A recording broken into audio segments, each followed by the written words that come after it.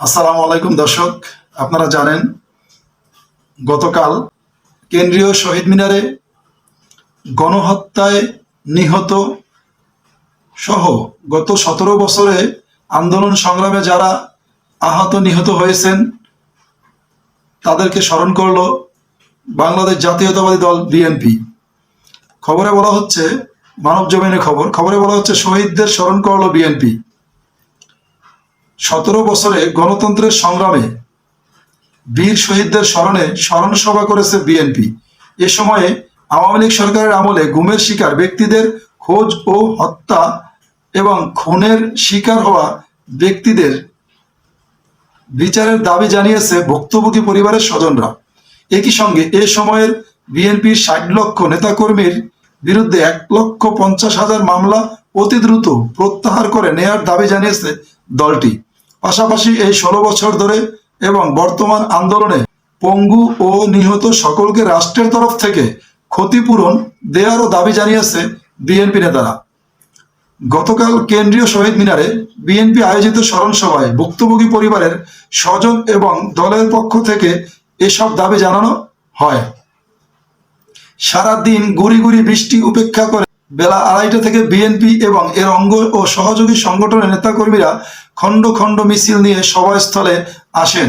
সময় বাড়ার সঙ্গে সঙ্গে নেতাকর্মীদের উপস্থিতি পূর্ণ হয়ে যায় শহীদ মিনার প্রাঙ্গণ। শহীদ মিনারের আশপাশ গণতন্ত্রের সংগ্রামে শহীদদের ছবি, নাম, ঠিকানা সহ ফেস্টুন টানানো হয়। এ সময় জুলাই আগস্টের আন্দোলন সহ বিভিন্ন সময়ে নিহত, আহত এবং গুমের শিকার ব্যক্তিদের আলোকচিত্র তুলে ধরেন স্বজনরা। ভুক্তভোগী কয়েকটি পরিবারের সদস্যরা তাদের অনুভূতি ব্যক্ত করেন। অনেকে কথা বলতে গিয়ে কান্নায় ভেঙে পড়েন। বক্তব্যের মাঝে মাঝে গান পরিবেশন করা হয়। জুলাই আগস্টের অভ্যুত্থান নিয়ে মোকাবিলাও প্রদর্শন করা হয়।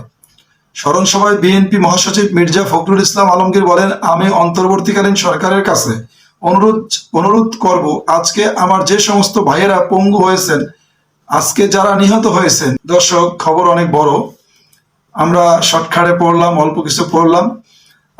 আমরা মন্তব্য করতে চাই। আপনারা জানেন গতকাল বৈরী আবহাওয়ার কারণে গুড়ি গুড়ি বৃষ্টি ছিল সারা ঢাকা শহরে।